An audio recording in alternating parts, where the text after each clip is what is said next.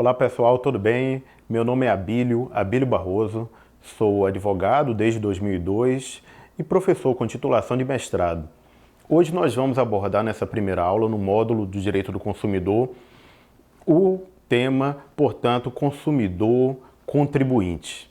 Então vamos abordar aqui as noções iniciais, o histórico do direito do consumidor e alguns aspectos constitucionais dessa figura tão importante no cenário econômico, que é o consumidor e também em especial aqui o consumidor contribuinte. Ok, gente? Então vamos lá. Primeiro, destacando aqui o Código de Defesa do Consumidor. Essa lei importantíssima de 11 de setembro de 90, Lei 8.078, que lá no seu artigo 1º estabelece: o presente código é exatamente uma norma de proteção e defesa do consumidor. Então ele veio para proteger essa parte vulnerável na relação jurídica de consumo, que é exatamente o consumidor. E é uma norma de ordem pública, gente. O que significa isso? Norma de ordem pública. Significa que ela pode ser aplicada ex officio pelo juiz, sem provocação das partes, pode ser alegada a qualquer momento, claro que ressalvado o trânsito em julgado. Então nós temos aí, portanto, uma norma importantíssima para a sociedade e com previsão constitucional. Está lá plasmado no artigo 5º da Constituição como uma cláusula pétrea, portanto, já que é um direito fundamental. Nós temos, portanto, na dicção do artigo 1º do CDC, a referência ao artigo 5º, inciso 32, onde está lá, é garantido o direito do consumidor é um direito fundamental e, portanto, não pode ser suprimido por emenda à Constituição, conforme o artigo 60, parágrafo 4º da Constituição. Mas o CDC ainda mais fez referência não somente como direito fundamental, mas também fez alusão aos princípios da ordem econômica. Temos aí, portanto, o artigo 170 da Constituição, que indica os princípios da ordem econômica, e em especial no seu inciso 5, o direito do consumidor. Nós temos vários autores consumeristas que abordam muito bem esse tema, mas eu queria destacar a posição do ex-ministro do STF, Eros Roberto Grau, abordando a importância dos princípios da ordem econômica na sua obra A Ordem Econômica na Constituição de 88, e aqui destacando a defesa do consumidor como elemento fundamental dentro dos princípios da ordem econômica. Então, gente, é importante aqui a gente estar destacando, frisando a repercussão constitucional, a importância dessa matéria. Mas hoje aqui é somente a nossa aula inaugural, então a gente vai apenas aqui abordar esses aspectos constitucionais, evidenciar a parte histórica do direito do consumidor. Quando é que surgiu, portanto, aí o direito do consumidor? Quais são as suas matizes, as suas origens econômicas, sociais? O primeiro aspecto relevante é a Revolução Industrial. No período da Idade Média, a economia era baseada no escambo, na troca, não havia produção em série, mas com a Revolução Industrial, com o Fordismo, passou a ter uma produção em larga escala e muito mais pessoas passaram a adquirir produtos dos fornecedores e esses produtos aí produzidos em maior quantidade. Essa Revolução Industrial levou também a inovação tecnológica, maior produtividade e uma gama de produtos e serviços foram colocados no mercado. Consequentemente, essa nova categoria, a categoria dos consumidores, foi ganhando espaço nesse mercado. E com essa grande dimensão e importância econômica, o presidente dos Estados Unidos, John Kennedy, fez um discurso no dia 15 de março.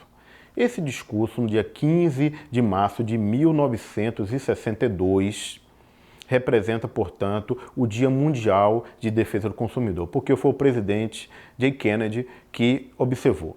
Todas as categorias são organizadas. Tem sindicato dos empregadores, dos empregados, sindicatos de diversas categorias, todas extremamente organizadas, só que não estava organizado, até pela sua própria natureza, são os consumidores, que é uma coletividade difusa. Então, o presidente Kennedy destacou da importância da criação de uma legislação para proteger os consumidores que alimentam, que sustentam o mercado. E a partir daí, várias legislações foram constituídas ao redor do mundo, e aqui a gente pode destacar uma resolução da ONU. A ONU, preocupada com esta situação, apresentou a Resolução 39/248 de 1985, trazendo diretrizes gerais para a defesa do consumidor. Mas falando agora especificamente aqui do nosso país, do Brasil, a gente tem a criação do CODECON no Rio de Janeiro, em 1974, e também o PROCON São Paulo, em 1976. Então, foram os primeiros órgãos de proteção e de defesa do consumidor constituídos no nosso país. E tudo isso, gente, acabou refletindo na própria edição do Código de Defesa do Consumidor, no seu artigo 4º, que tem lá a Política Nacional das Relações de Consumo, que é pautada, inclusive, na estruturação do Estado através de mecanismos de proteção do consumidor. E aí surgiram vários PROCONs, a gente tem a atuação importantíssima do Ministério Público, da Defensoria Pública, dos juizados de defesa do consumidor, toda uma estrutura, um aparelhamento estatal voltado a essa parte vulnerável da relação de consumo, que exatamente são os consumidores, né, gente? Então, é isso aí, essa é a nossa parte histórica, e agora nós vamos falar do reflexo econômico do direito do consumidor. Como é que é essa relação do direito do consumidor com o direito tributário, com a manutenção do Estado, qual é o peso, qual a importância do consumidor neste cenário econômico, ok, gente? Então, vamos lá. Primeiro, olha, o artigo 150 da Constituição, está lá do capítulo das limitações ao poder de tributar, diz o seguinte, estabelece: dentre outras garantias asseguradas ao contribuinte, parágrafo 5º, a lei determinará medidas para que os consumidores sejam esclarecidos acerca dos impostos que incidam sobre mercadorias e serviços. Mercadorias e serviços. Quais são, portanto, os tributos que incidem em razão diretamente a mercadorias e serviços? Quanto é que isso impacta e qual a importância de esclarecer isso ao cidadão consumidor contribuinte? Bom, será que o Estado, o nosso Congresso Nacional, buscou rapidamente elaborar uma lei para que a população soubesse qual é o peso da carga tributária nos produtos colocados no mercado? Penso que não, né, gente? Infelizmente não. E essa redação vem desde a Constituição de 88, portanto, Assembleia Nacional Constituinte, Poder Constituinte originário. E tão somente em 2012, temos aí, portanto, a Lei 12.741, de 8 de dezembro de 2012, trazendo a obrigatoriedade de informar os consumidores através de cupons fiscais, documentos, nota fiscal, até painéis, indicando qual é o percentual ou o valor aproximado dos tributos incidentes nas relações de consumo. Ou seja, quando você compra um produto ou quando você contrata um serviço, qual é o peso em termos de valores ou percentual da carga tributária incidida sobre aquele produto retirado no mercado de consumo. Ok, gente? Então essa lei está aí estabelecendo isso. Será que ela está sendo cumprida? A gente verifica aí painéis demonstrando quanto a carga tributária pesa nesses produtos. Será que é interesse da classe política que a sociedade saiba o quanto a carga tributária pesa? Bom, vamos lá. Então, quais são os tributos que devem fazer parte dessas informações? Detalhe, gente, vou abrir um parênteses aqui para comentar brevemente sobre direito tributário. Nós temos tributo como gênero e temos várias espécies tributárias, dentre elas os impostos, as taxas, contribuição de melhoria, empréstimos compulsórios e contribuições especiais. Então, nessa gama de tributos, a lei destacou alguns, que incidem diretamente sobre a relação de consumo, que a gente vai ver aqui quais são. Está aí no seu artigo 1º, os tributos que deverão ser computados nesse cálculo. E aqui eu queria destacar, apesar dessa gama toda de tributos aí, eu queria destacar um de competência da União, que é exatamente o IPI, Imposto sobre Produtos Industrializados. Então, tudo aquilo que é industrializado, automóveis, relógios, óculos, aparelhos eletrônicos, paga o IPI. Então, o IPI da União. Queria destacar também o ICMS, Imposto sobre a Circulação de Mercadorias e Serviços, alguns serviços de competência dos estados. É um imposto estadual que tem grande peso também nesse aspecto da carga tributária. E, ademais, o ISS, o Imposto sobre Serviços. São aqueles impostos, né, que mais pesam. O ISS é municipal. Então, a gente tem um imposto da União, um imposto estadual e um imposto municipal que pesam, sobretudo, no mercado de consumo, nesses aspectos aí da retirada de produtos e serviços no mercado de consumo. E aí, gente, olha, o Instituto Brasileiro de Planejamento Tributário, ou Planejamento e Tributação, é uma entidade que faz um trabalho fantástico e realmente ele tem dados precisos, faz uma pesquisa muito séria e de grande importância para a sociedade. Então ele fez um levantamento de duas datas importantes, né?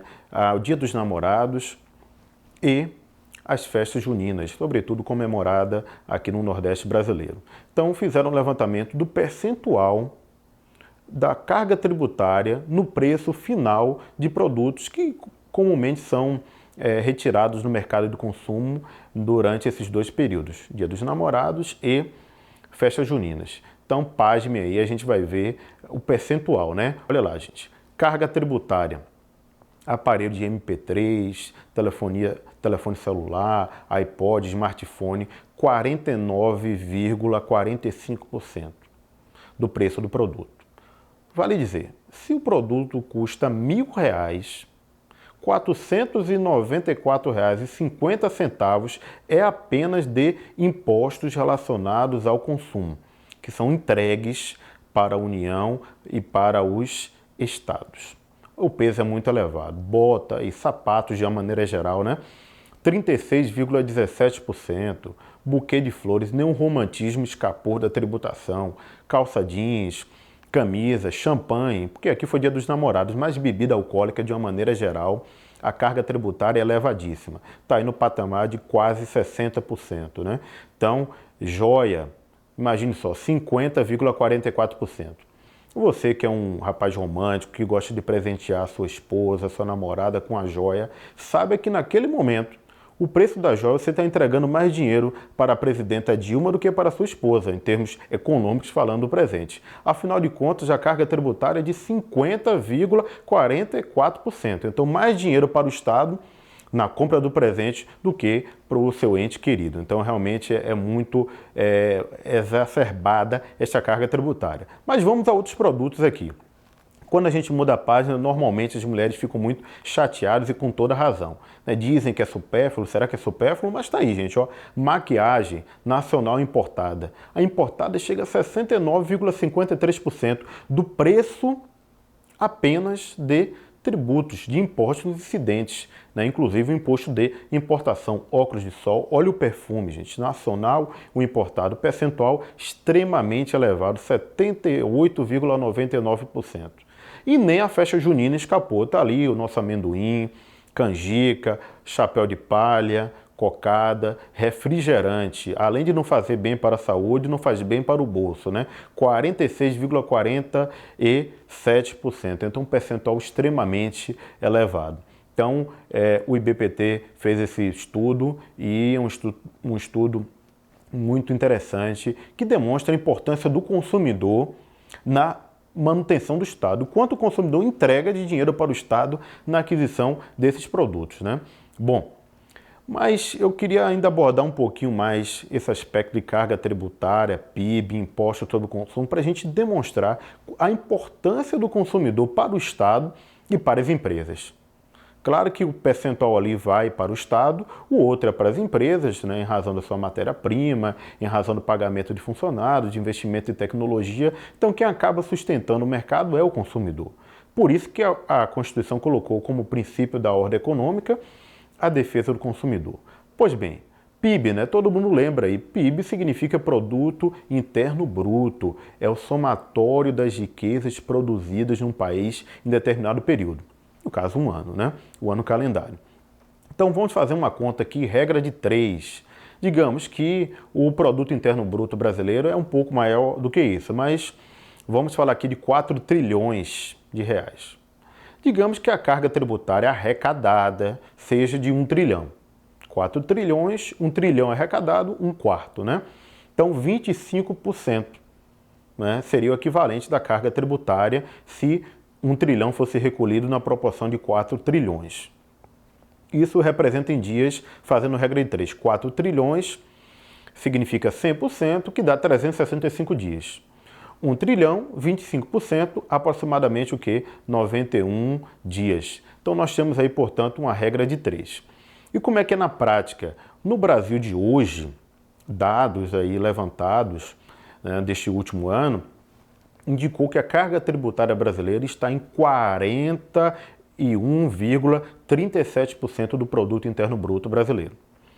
Vale dizer, de cada R$ 100 produzidos nesse país, R$ 41,37 nós entregamos para a União, para os estados e para os municípios. Então, olha a importância do cidadão nesta situação de exigir do Estado a melhoria dos serviços públicos, menos corrupção e mais eficiência. É isso que a gente espera. E o consumidor?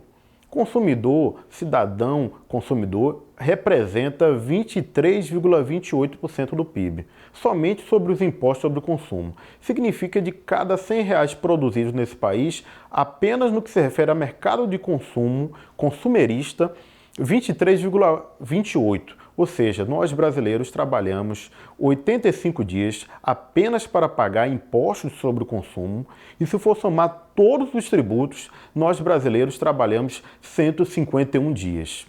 Vale dizer, dá Ano Novo, Carnaval, Dia do Trabalhador e só no final do mês de maio, início de junho, que a gente passa a ganhar dinheiro para a gente mesmo.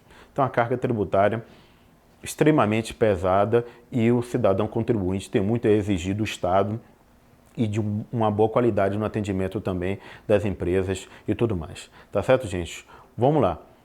Mas eu queria ainda mais evoluir sobre a nossa carga tributária de primeiro mundo. Nós temos uma carga tributária de primeiro mundo. Trabalhamos 151 dias para sustentar a República Federativa do Brasil. Tá? Bom, e qual é o IDH? IDH todo mundo também conhece essa expressão, Índice de Desenvolvimento Humano. Lá vários aspectos são levantados, né? A longevidade, grau de escolaridade, acesso a saneamento básico, índices importantíssimos que refletem a qualidade de vida. Quanto mais próximo a um, melhor a qualidade de vida. E qual é o melhor país em IDH do mundo? A Noruega. A Noruega tem uma carga tributária de 157 dias, muito próxima da brasileira, que é 151. Mas lá é o melhor país do mundo para se viver em DH. Por quê? Porque o Estado é eficiente, o Estado tem uma redução praticamente total e absoluta de corrupção e com isso a gente consegue um resultado social maior. Olha aí exemplo de outros países. A Suíça, que é um país extremamente rico. Os suíços têm uma carga tributária menor do que a brasileira. Enquanto a gente trabalha 151 dias, eles trabalham 122 e é o terceiro melhor país em DH do mundo. Estados Unidos, o todo-poderoso Tio Sam, 98 dias apenas. Então, nossa carga tributária é muito maior do que a deles, em um país forte economicamente e um Estado que funciona naquilo que é segurança pública, poder judiciário, toda aquela estrutura voltada à proteção da sociedade. A Alemanha, da presidenta deles lá, Angela Merkel, é a Alemanha, portanto, os alemães trabalham 139 dias e está na sexta posição, é o sexto país em qualidade de vida do mundo, né, com a carga tributária menor do que a nossa. Qual o problema, portanto, que ocorre, né? Vamos mudar de página aqui, gente. Olha aí, Nova Zelândia, Canadá, que é um país muito grande, dimensões próximas ao do Brasil, assim como dos Estados Unidos. Eles trabalham 130 dias, muito menos que a gente, né? Reino Unido. Apenas a Dinamarca e a Suécia ali têm uma carga tributária maior do que o Brasil, porque são países que o Estado é pleno. Então, tudo efetivamente gratuito, né, embutido na realidade na carga tributária, então, mas são países que têm uma excelente qualidade de vida. Mas será que o Brasil já aparece ali, gente, depois do Reino Unido? Vamos ver. Não, né? Tem uma sequência muito grande. Olha aí, Barbados, Trinidad e Tobago, Cazaquistão, até a Venezuela, do Hugo Chávez e agora do Nicolás Maduro, tem um IDH melhor do que o nosso, né? Então, ali é a posição, né? A Venezuela está na posição 67. O México, uma carga tributária de apenas 91 dias, um país também de dimensões muito próximas ao Brasil. E tem países até em zona de guerra, como a Jordânia, o Irã, a República Islâmica, que tem um IDH melhor do que o do Brasil. E agora sim, gente, olha aí, o Brasil, posição 79, está na frente da Geórgia e de Granada ali em razão de ordem alfabética, né? Mas o IDH é o mesmo, todavia, nossa carga tributária é de 151 dias. Portanto, temos uma carga tributária de primeiro mundo e um resultado de retorno do Estado para com a sociedade de terceiro mundo. Infelizmente, a gente precisa mudar esta realidade. Bom, gente, então aqui a gente hoje abordou nessa aula as noções gerais de direito do consumidor, indicando aqui os seus princípios plasmados na Constituição, previsão constitucional, norma de ordem pública, direito fundamental, princípio inerente ali no capítulo da ordem econômica e demonstrando a importância do consumidor contribuinte, o quanto ele destina de dinheiro para o Estado e para os fornecedores.